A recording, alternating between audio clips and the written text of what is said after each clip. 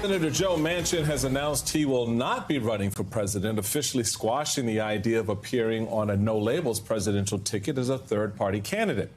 Yesterday, the group put out a statement saying, quote, No Labels has spent 14 years working to create a movement for America's common sense majority, and we welcome Senator Manchin's efforts to strengthen it. No Labels is currently speaking with several exceptional leaders about serving on the presidential unity ticket. And the national co-chair of No Labels, Dr. Ben Chavis, joins us now to talk all about it. Welcome, Dr. Chavis. Here in New York. I want to play for you a little sound, Dr. Chavis, of Senator Manchin's announcement, and then we'll talk about it on the other side. Very good. I will not be seeking a third-party run. I will not be involved in a presidential run. I will be involved in making sure that we secure a president that has the knowledge and has the passion and has the ability to bring this country together. Dr. Chavis, so you have Manchin out. Governor Hogan of Maryland is going to run for the U.S. Senate. Ambassador Huntsman has said it is unlikely that he's going to run. Who then are you talking with? Well, we're talking with several exceptional leaders. We have our own internal process. And first of all, we welcome Senator Manchin's commitment to continue to work for the common sense majority. As we said, No Labels has worked 14 years to build a movement to represent the common sense majority of all Americans. And of course, my background is civil rights. I believe in extending voting rights to all Americans, making sure that every state has ballot access based on the will of the people of those states. So, you know, I'm not going to name any names. I can just say, without fear of contradiction, that we are still talking to several exceptional leaders.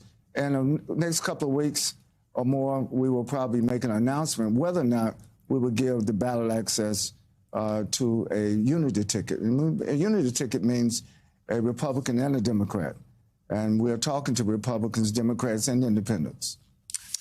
Dr. Chavis, okay, so let's just cut to the quick on this. Sure. How many states are you in right now? We're in 16 states. 16 states. And we're active in 33 states. We'll get the ballot. But you're on the ballot in 16 states. 16. You're active in 33. Montana yesterday. That's fine. Yes. There are 50 states plus territories that you need to be on the ballot for, number one. Number two, it is February. Yes. The presidential campaign pretty much comes to its moment in South Carolina next week, right? Because then the Republican nominee will likely be selected at that point, because I don't see Nikki going much beyond South Carolina. Joe Biden is the presidential nominee for the Democrats. Where do you win? Which state does No Labels take electoral college votes to win that state from Donald Trump or Joe Biden? Well, thank you, Michael. This is not a one-state solution. You got to win one state. Yeah, but keep in mind, in 1992, when Ross Perot ran, he hadn't even got in the state at this point. This is February. He got in later, and he got in on the ballot in all 50 states. So our strategy is also to get on the ballot in all 50 states. That's number one. Okay. Number two, you know, we are active in all of the states. So we're not saying that one swing state we're going to take over another swing state. But each of Donald Trump and Joe Biden can point to a state and say, I'm going to get Florida's electoral college votes. I'm going to get South Carolina's. Now I need to work on the swing states. Every state for No Labels is a swing state. You got to work every state. So tell me which state you win. Because you guys, look, you got to do the math, and you got to understand how we elect a president. We don't elect a president with a popular vote. We elect them with the electoral college votes. We know that. So those states have those votes. Where is it? Minnesota? Is it Montana?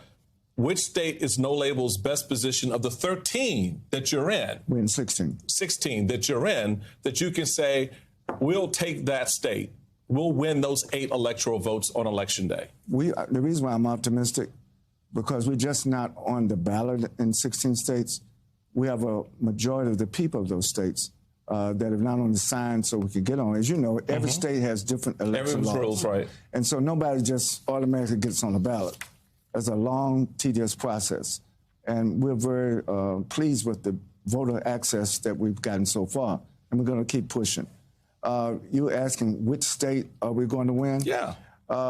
We plan to win the majority of the states that have the majority of the Electoral College votes. You're not winning 270 Electoral College votes.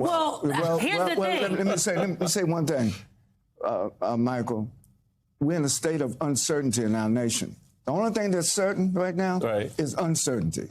So I don't think we should speculate on what's going to happen because nobody really knows. What we do know is that the majority of the American people don't want to see a repeat of 2020. Okay.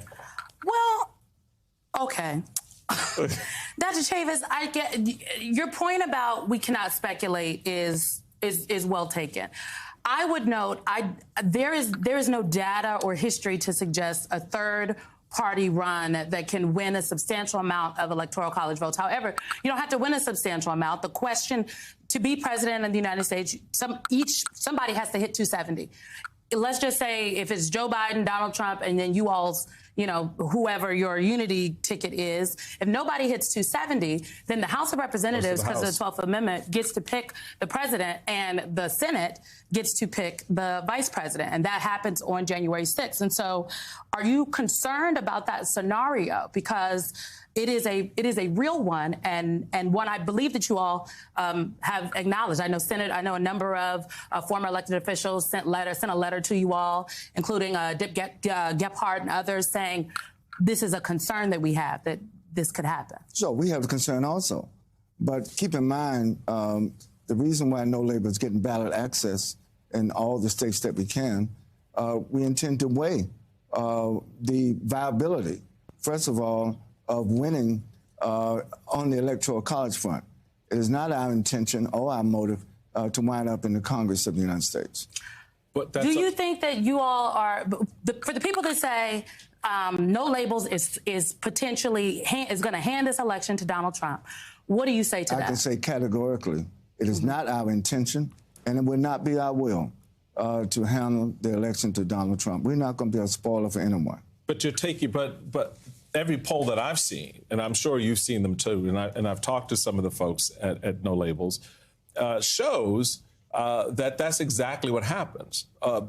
Your candidate, whomever it would be, that third party, even if it's not No Labels, will draw more from the Democrats than the Republicans. That's not what I'm glad you raised that, Mike, so we can clarify the record. Our polling does not show that. What's your polling show? Our polling shows that we would take probably evenly a lot of the independents. There's a growing independent voters are center-right voters largely in this country, and they will tend to... Center-right, not center-left. They're center-right, so that means... But those center-right independent voters voted for Joe Biden in the last election. If you give them a third-party option that appeals to their center-right inclinations, which is what you're doing, right? Effectively, you're going to put a Republican at the top of the ticket. You're not putting a Democrat at the top of the ticket. Be honest about that. Well, because is that true? What I'm being honest about is that we're looking for a unity ticket. And which party is at the top of that ticket? We have not made that decision. We are. I can say for the record on your program this morning that we are talking to exceptional Republican, exceptional Democratic, and independent leaders. And we'll know in the next couple of weeks. Okay. Can I know we're out of time. I know you want to make news. No, we just want to know, Dr. Chavis. We're not trying to make news. But I'm telling you where we are. Okay, I know we're out of time, Dr. Chavis. But the people, the concern is that you all are doing this process in secret, and they don't know where no one from No Labels will say who's on the list. It's not secret. And where is the money coming from? So who's on the list? It's not secret. It's not secret. Who's on the list? It's not secret. We're talking to exceptional leaders. How's that secret? And we're above ground. Yeah. This is not the Underground Railroad. We're above ground. Hello, America. This is our candidate, exceptional leader. Dr. Chavis, I love you. No, bring me back in 2 weeks. I can tell you. Okay, all right. Y'all hear that? 2 Alicia? weeks. All right, Done. Done. Dr. Ben Chavis, thank you so much for waking up early and being with us.